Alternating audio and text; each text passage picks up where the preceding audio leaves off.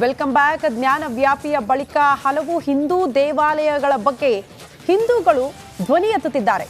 ಇಲ್ಲಿ ಹುದುಗಿ ಹೋಗಿದ್ದ ದೇವಾಲಯಗಳ ಅಭಿವೃದ್ಧಿ ಕಾರ್ಯ ಆಗಬೇಕು ಅನ್ನುವಂಥ ಒತ್ತಡ.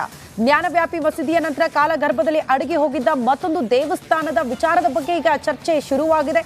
ಕಲಬುರಗಿಯ ಬಹುಮನಿ ಕೋಟೆಯಲ್ಲಿರುವ ಸ್ವಯಂಭೂ ಸೋಮೇಶ್ವರ ದೇವಸ್ಥಾನವನ್ನ ಪುನರ್ ನಿರ್ಮಾಣ ಮಾಡುವಂತೆ ಹಿಂದೂ ಕಾರ್ಯಕರ್ತರು ಪಟ್ಟು ಹಿಡಿದಿದ್ದಾರೆ. ಈ ಕುರಿತ ಒಂದು ವರದಿ ಇದೆ, ನೋಡ್ಕೊಂಡು ಬನ್ನಿ.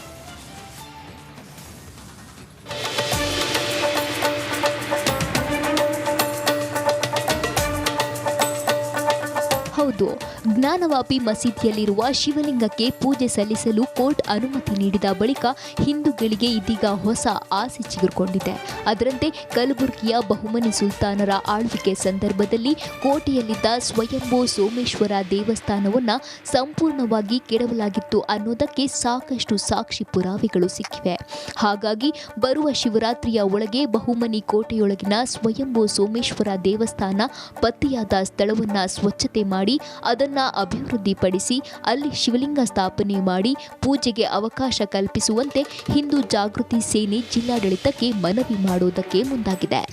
ಏನು ಮುಸ್ಲಿಂ ರಾಜ್ಯ ಬಂದು ಒಳಗಿರೋ ದೇವಸ್ಥಾನ ಧ್ವಂಸ ಮಾಡ್ಯಾರ. ಈಗಲೂ ಕೂಡ ಅಲ್ಲಿ ಹೋದರೆ ದೇವಸ್ಥಾನಕ್ಕೆ ಬೇಕಾಗಿರುವಂಥ ಎಲ್ಲ ಅವಶೇಷಗಳು ಸಿಗ್ತವೆ ಒಳಗಡೆ. ಆದರೆ ಅಲ್ಲಿರುವಂಥ ಲಿಂಗ ಕೂಡ ಅಲ್ಲಿನ ಕಿತ್ತು ಹಾಕಿದ್ದಾರೆ. ಇವತ್ತಿನ ದಿವಸ ನಾವು ಜಿಲ್ಲಾಧಿಕಾರಿಗಳು ಸುಮಾರು 2 ವರ್ಷದಿಂದ ಮನವಿ ಮಾಡ್ಕೋತಾ ಬಂದಿದ್ದೀವಿ. ಮನವಿ ಪತ್ರ ಮೂಲಕ ಅವರಿಗೆ ಕೇಳ್ಕೋತಾ ಬಂದೀವಿ. ಯಾಕಂದರೆ ಇದು ಒಳಗಿರುವಂಥ ಒಂದು ಪುರಾತನ ದೇವಸ್ಥಾನ ಇದೇ, ನಾವು ಹುಟ್ಟಿಸ್ಕೊಂಡು ಮಾಡಿದಂಥ ದೇವಸ್ಥಾನ ಇದು ಪುರಾತನ ಏನು 2ನೇ ಶತಮಾನಕ್ಕಿಂತ ಮುಂಚೆ ಇರುವಂಥ ಒಂದು ದೇವಸ್ಥಾನ. ಆ ದೇವಸ್ಥಾನವನ್ನು ಪುನರ್ನಿರ್ಮಾಣ ಮಾಡಿ ಅಲ್ಲಿ ನಮ್ಮ ಹಿಂದೂಗಳಿಗೆ ಪೂಜೆ ಮಾಡ್ಲಿಕ್ಕೆ ಅನುಕೂಲ ಮಾಡಿಕೊಡು ಅಂತೇಳಿ ಜಿಲ್ಲಾಧಿಕಾರಿ ಎಷ್ಟೋ ಮನವಿ ಮಾಡಿದ್ರು ಕೂಡ ಜಿಲ್ಲಾಧಿಕಾರಿಗಳಾಗಿರ್ಬೋದು ಹಾಗೂ ಏನು ಪ್ರಾಚೀನ ವಸ್ತು ಇಲಾಖೆದ ಅವರು ಕೂಡ ತಮ್ಮ ಏನಪ್ಪ ಇವತ್ತಿನ ದಿವಸ ಸಂಪೂರ್ಣವಾದ ಒಂದು ನೆಗ್ಲೆಕ್ಟ್ ಮಾಡ್ತಾ ಇದ್ದಾರೆ ಇಲ್ಲಿ. ಇನ್ನು ಬಹುಮನಿ ಕೋಟೆಯಲ್ಲಿರುವ ಸ್ವಯಂಭೂ ಸೋಮೇಶ್ವರ ದೇವಸ್ಥಾನದ ಅಭಿವೃದ್ಧಿಗಾಗಿ ಹಿಂದೂ ಜಾಗೃತಿ ಸೇನೆ ಕಳೆದ 2 ವರ್ಷಗಳಿಂದ ಹೋರಾಟ ಮಾಡ್ಕೊಂಡು ಬಂದಿದೆ. ಆದರೆ ಇದೀಗ ಶಿವರಾತ್ರಿ ಹಬ್ಬ ಸಮೀಪಿಸುತ್ತಿದ್ದಂತೆ ಮತ್ತೆ ಕೋಟೆಯಲ್ಲಿನ ಸೋಮೇಶ್ವರ ದೇವಸ್ಥಾನದಲ್ಲಿ ಶಿವಲಿಂಗ ಸ್ಥಾಪನೆ ಮಾಡಬೇಕು ಅನ್ನೋ ಕೂಗು ಹೆಚ್ಚಾಗಿದೆ. ಜಿಲ್ಲಾಡಳಿತ ಅಲ್ಲಿ ಶಿವಲಿಂಗ ಸ್ಥಾಪನೆ ಮಾಡಿ ಪೂಜೆ ಮಾಡಿದ್ರೆ ಒಳ್ಳೆಯದ್ದು, ಇಲ್ಲದೆ ಹೋದ್ರೆ ನಾವೇ ಹೋಗಿ ಅಲ್ಲಿನ ದೇವಸ್ಥಾನ ಸ್ವಚ್ಛಗೊಳಿಸಿ ಶಿವಲಿಂಗ ಸ್ಥಾಪನೆ ಮಾಡಿ ಪೂಜೆ ಮಾಡ್ತೇವೆ ಅಂತ ಸವಾಲು ಹಾಕೋದಕ್ಕೆ ಮುಂದಾಗಿದ್ದಾರೆ. ಕಲಬುರಗಿ ನಗರದಲ್ಲಿ ಇರುವಂಥ ಕೋಟೆ ಒಳಗಡೆ ಒಂದು ಸೋಮಲಿಂಗೇಶ್ವರ ದೇವಸ್ಥಾನ, ಸೋಮನಾಥೇಶ್ವರ ದೇವಸ್ಥಾನ ಅಂತೀವಿ ನಾವು. ಜಿಲ್ಲಾ ಆಡಳಿತಕ್ಕೆ ಈ ಮೂಲಕ ಮನವಿ ಮಾಡ್ಕೊಳ್ಳೋದು ಏನಪ್ಪ ಅಂತಂದ್ರೆ, ಇದೇ ಬರುವಂಥ ಮಹಾಶಿವರಾತ್ರಿ ಎಂದು ಹಿಂದೂಗಳ ದೊಡ್ಡ ಹಬ್ಬದಂದು ಅಲ್ಲಿ ಲಿಂಗ ಪ್ರತಿಷ್ಠಾಪನೆ ಮಾಡೋಕ್ಕೆ ಅನುಮತಿ ಕೊಡಬೇಕು. ಅದಕ್ಕಾಗಿ ಈ ಜಿಲ್ಲಾ ಆಡಳಿತಕ್ಕೆ ನಾನು ನೇರವಾಗಿ ಮನವಿ ಕೊಡಬೇಕಂತ ಕೇಳ್ಕೊತಾ ಇದ್ದೀನಿ. ಒಂದು ವೇಳೆ ಏನಾದರೂ ಅವರು ಮನವಿ ಕೊಡಲಿಲ್ಲ ಅಂದ್ರೆ ನಾವೆಲ್ಲ ಹಿಂದೂ ಪರ ಸಂಘಟನೆಗಳು ಸೇರಿ ಲಿಂಗ ಪ್ರತಿಷ್ಠಾಪನೆ ಮಾಡಿ ನಾವು ಪೂಜೆ ಮಾಡ್ತೀವಿ. ಬಟ್ ಅದರ ಪರಿಣಾಮ ಏನ್ರಿ ಆಗಿತ್ತು ಅಂದ್ರೆ ಇದಕ್ಕೆ ನೇರವಾಗಿ ಜಿಲ್ಲಾಡಳಿತ ಮತ್ತು ಇಲ್ಲಿನ ಪೊಲೀಸ್ ಇಲಾಖೆನ ಹೊಣೆ ಅಂತ ಹೇಳಕ್ಕೆ ಇಷ್ಟಪಡ್ತೀನಿ. ಒಟ್ಟಿನಲ್ಲಿ ಕಾಲಗರ್ಭದಲ್ಲಿ ಹುದುಗಿ ಹೋಗಿರುವ ಸ್ವಯಂಭೂ ಸೋಮೇಶ್ವರ ದೇವಸ್ಥಾನಕ್ಕೆ ಪುನರ್ ನಿರ್ಮಾಣ ಕೂಗು ಕೇಳಿ ಬಂದಿದೆ. ಆದರೆ ಹಿಂದೂ ಜಾಗೃತಿ ಸೇನೆಯ ಮನವಿಯನ್ನ ಜಿಲ್ಲಾಡಳಿತ ಯಾವ ರೀತಿಯಾಗಿ ಪುರಸ್ಕರಿಸುತ್ತೆ ಅಂತ ಕಾದ್ ನೋಡಬೇಕಾಗಿದೆ. ಇಲ್ಲದೆ ಹೋದ್ರೆ ಕಲಬುರಗಿಯಲ್ಲಿ ಮತ್ತೊಂದು ಸುತ್ತಿನ ದೇಗುಲ ದಂಗಲ್ ಶುರುವಾಗುತ್ತಾ ಅನ್ನೋ ಚರ್ಚೆ ಕೂಡ ಶುರುವಾಗಿದೆ. ಓಂ ಪ್ರಕಾಶ್ H. ಮುನ್ನೂರು, ರಿಪಬ್ಲಿಕ್ ಕನ್ನಡ, ಕಲಬುರಗಿ.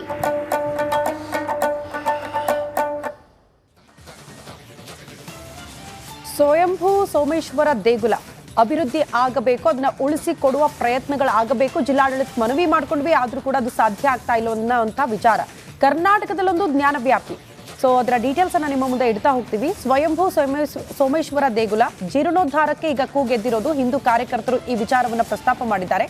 ಕಲಬುರಗಿಯ ಬಹುಮನಿ ಸುಲ್ತಾನರ ಆಳ್ವಿಕೆಯ ವೇಳೆ ಈ ದೇಗುಲ ಧ್ವಂಸ ಆಗಿದೆ, ಅದು ಈಗ ಅಭಿವೃದ್ಧಿ ಆಗಬೇಕು ಅನ್ನುವಂಥ ಪಟ್ಟು. ದೇಗುಲ ಕೆಡವಲಾಗಿತ್ತು ಅನ್ನೋದಕ್ಕೆ ಸಾಕಷ್ಟು ಸಾಕ್ಷಿ ಪುರಾವೆಗಳು ಕೂಡ ಇದೆ ನಮ್ಮ ಹತ್ರ. ಶಿವರಾತ್ರಿಯ ಒಳಗಡೆ ದೇಗುಲ ಸ್ಥಳ ಪತ್ತೆ ಹಚ್ಚಿ ಸ್ವಚ್ಛತೆ ಮಾಡೋದಕ್ಕೆ ಆಗ್ರಹಿಸಲಾಗಿದೆ. ದೇಗುಲ ಅಭಿವೃದ್ಧಿಪಡಿಸಿ ಅಲ್ಲಿ ಶಿವಲಿಂಗ ಸ್ಥಾಪನೆ ಮಾಡಬೇಕು ಅನ್ನುವಂಥ ಆಗ್ರಹ ಹಿಂದೂ ಜಾಗೃತಿ ಸೇನೆಯಿಂದ ಜಿಲ್ಲಾಡಳಿತಕ್ಕೆ ಮನವಿ ಮಾಡಲಾಗಿದೆ. ಎಕ್ಸಾಕ್ಟ್ಲಿ ಸರ್, ನಿನ್ನೆ ನೀವು ಹೇಳ್ತಾ ಇದ್ರಿ ಈ ಜ್ಞಾನವ್ಯಾಪಿಯ ಬಳಿಕ ಹಲವು ಕಡೆ ಇಂಥ ವಿವಾದಗಳು ಸಣ್ಣ ಪುಟ್ಟ ಬರುತ್ತೆ, ಬಟ್ ಎಷ್ಟರ ಮಟ್ಟಿಗೆ ಅದು ಅಂತ್ಯ ಕಾಣುತ್ತೆ, ಎಷ್ಟರ ಮಟ್ಟಿಗೆ ಅದಕ್ಕೆ ಅವಕಾಶಗಳು ಸಿಗುತ್ತೆ ಕಾದು ನೋಡಬೇಕು ಅಂತ. ಸೊ ನಮ್ಮ ಕರ್ನಾಟಕದಲ್ಲಿ ಮಾತ್ರ ಅಲ್ಲ, ಬೇರೆ ಬೇರೆ ಕಡೆ ಕೂಡ ಈ ವಿಚಾರಗಳು ಬರುತ್ತೆ ಈ ರೀತಿ ಅಂತ. ನೋಡಿ, 900 ವರ್ಷಗಳ ಕಾಲ ಮುಸ್ಲಿಮರು ಈ ದೇಶವನ್ನು ಹೌದು. ಆ ಕಾಲಗರ್ಭದಲ್ಲಿ ಬೇರೆ ಬೇರೆ ಇಂಥ ಘಟನಾವಳಿಗಳಾಗಿದೆ. ತುಂಬ ದೇವಸ್ಥಾನಗಳನ್ನು ಏನು ಕೆಡವಿ ಮಸೀದಿಗಳನ್ನು ಕಟ್ಟಲಾಗಿದೆ. ಹಾಗಂತ ಅದನ್ನು ಮತ್ತೆ ಮತ್ತೆ ರಿಪೇರಿ ಮಾಡ್ತಾ ಕೂತ್ಕೊಳ್ಳೋಕ್ಕಾಗೋದಿಲ್ಲ ಅಂತ ಪ್ರತಿಯೊಬ್ಬರಿಗೂ ಗೊತ್ತಿದೆ. ಹಾಗಾಗಿಯೇ ಬಹುಸಂಖ್ಯಾತ ಹಿಂದೂ ಸಮಾಜ ಒಂದು ಕಳಕಳಿಯನ್ನು ಮನವಿಯನ್ನು ಮಾಡುತ್ತೆ. ನೋಡಿ, ಅದನ್ನೆಲ್ಲವನ್ನು ಮಾಡ್ತಾ ಕೂತ್ಕೊಳ್ಳೋಕ್ಕಾಗೋದಿಲ್ಲ. ಅಯೋಧ್ಯೆ, ಕಾಶಿ, ಮಥುರಾ ಹೌದು, ಇದು ಕೊಟ್ಟುಬಿಟ್ಟು ನಾವು ಒಂದು ಅಗ್ರಿಮೆಂಟ್ ಮಾಡ್ಕೊಂಡ್ಬಿಡ್ಬೇಕು, ಇನ್ನು ಯಾವುದ್ರ ಬಗ್ಗೆ ಕೂಡ ಮಾತಾಡಲಿಕ್ಕಿಲ್ಲ ಅಂತೇಳಿ ನಂಬರ್ 1. ಹಾಗಂತ ಈ ಅಯೋಧ್ಯೆ ಆದ ಕಾರಣಕ್ಕಾಗಿ ಈಗ ಮತ್ತೆ ಅಲ್ಲಲ್ಲಿ ಜ್ಞಾನವ್ಯಾಪಿ ಕಾರಣಕ್ಕಾಗಿ ಮತ್ತೊಂದು ಕಾಣ್ತಾ ಇರುತ್ತೆ. ಒಂದು ವಿಚಾರ ನಾವು ಅರ್ಥ ಮಾಡ್ಕೋಬೇಕು. ಈಗ ಇಲ್ಲಿ ಮಸೀದಿ ಒಳಗಿದೆ ಅನ್ನೋ ಕಾರಣಕ್ಕಾಗಿ ಅದನ್ನು ಬಿಟ್ಟುಕೊಡ್ಬೇಕು ಅಂತೇಳಿ ಅವರು ವಾದ ಮಂಡಿಸ್ತಾ ಇದ್ದಾರೆ. ನನಗೊಂದು ಪ್ರಶ್ನೆ ಉದ್ಭವ ಆಗೋದು, ನಾನು ಅನೇಕ ಕಾರ್ಯಕ್ರಮಗಳನ್ನು ಮಾಡಿದಾಗ ಯಾವುದೇ ಯಾರು ಒತ್ತುವರಿ ಮಾಡಿಕೊಳ್ಳದ ಹಿಂದೂಗಳ ಕೈಯಲ್ಲೇ ಇರುವ ಸಾವಿರಾರು ದೇವಸ್ಥಾನಗಳು ಈಗಲೂ ಪಾಳು ಬಿದ್ದಿವೆ. ಹೌದು, ಸಾವಿರಾರು ದೇವಸ್ಥಾನಗಳು ಪಾಳು ಬಿದ್ದಿವೆ. ನನಗೆ ಎಷ್ಟು ಮಾಹಿತಿ ಕೊಟ್ಟಿದ್ದಾರೆ ಗೊತ್ತಾ?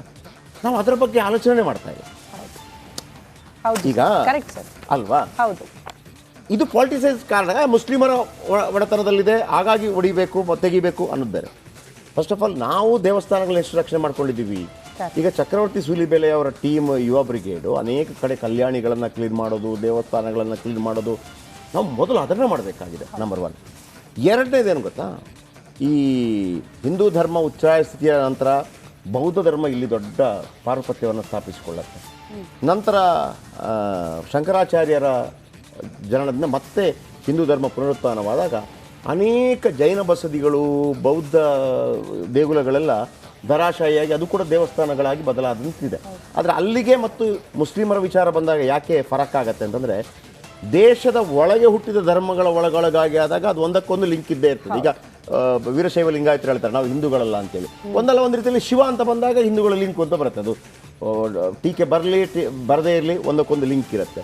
ಈಗ ಸಿಖ್ಖರು ಅವರು ನಾವು ಬೇರೆ ಅಂತ ಹೇಳಿದ್ರು ಕೂಡ ಒಂದಲ್ಲ ಒಂದು ರೀತಿಯಲ್ಲಿ ಸನಾತನವಾದ ಧರ್ಮದ ಜೊತೆ ಒಂದು ಸಂಬಂಧ ಬೆಸೆದಿರ್ತದೆ.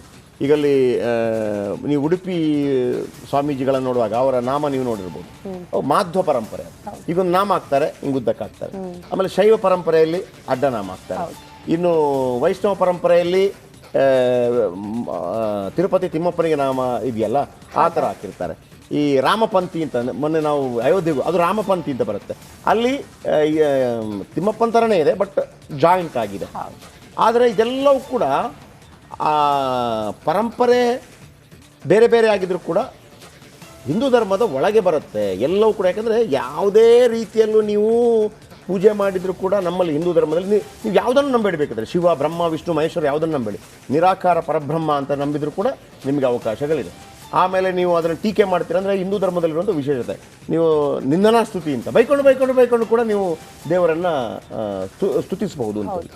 ಇದೆಲ್ಲ ಬರೋದಿದೆಯಲ್ಲ ಪಾಲಿಟಿಸೈಸ್ ಆದ ಕಾರಣಕ್ಕಾಗಿ. ನನ್ನ ಪ್ರಶ್ನೆ ಒಂದು, ಎಂಥವ್ರಿಗೆ ಕೂಡ ಪಾಳು ಬಿದ್ದಿರೋ ದೇವಸ್ಥಾನಗಳನ್ನು ಫಸ್ಟ್ ಮಾಡೋಣ. ಪಾಳು ಬಿದ್ದಿರೋ ದೇವಸ್ಥಾನಗಳನ್ನು ಆಮೇಲೆ ಈಗಲೂ ಕೂಡ 30,000 ದೇವಸ್ಥಾನಗಳು ಹೊಡೆದಾಕಿದ್ದಾರಂತೆ, ಮತ್ತೊಂದು ಹಾಕಿದ್ದಾರಂತೆ, ಇಷ್ಟೆಲ್ಲ ಆಗಿರುತ್ತೆ, ನಾನು ಇಲ್ಲ ಅಂತ ಹೇಳಲ್ಲ. ಹಾಗಂತ ಅದನ್ನು ಸರಿ ಮಾಡ್ತಾ ರಿಪೇರಿ ಮಾಡ್ತಾ ಕೂತ್ಕೊಳ್ಳೋಕ್ಕಾಗೋದಿಲ್ಲ. ಆಮೇಲೆ ಇಂಥ ಯಾವುದೇ ಘಟನೆಗಳು ಬಂದಾಗ ಅದನ್ನು ರಾಷ್ಟ್ರ ಮಟ್ಟದಲ್ಲಿ, ರಾಜ್ಯ ಮಟ್ಟದಲ್ಲಿ ಮಾಡಬಾರ್ದು. ಅಲ್ಲಿ ಲೋಕಲ್ ವಿಚಾರಗಳನ್ನು ಕರೆದು ಒಂದು ಶಾಂತಿ ಸ್ಥಾಪನೆ ಮಾಡುವಂಥ ಪ್ರಯತ್ನವನ್ನು ಸ್ಥಳೀಯ ಜಿಲ್ಲಾಡಳಿತ ಮಾಡಬೇಕು.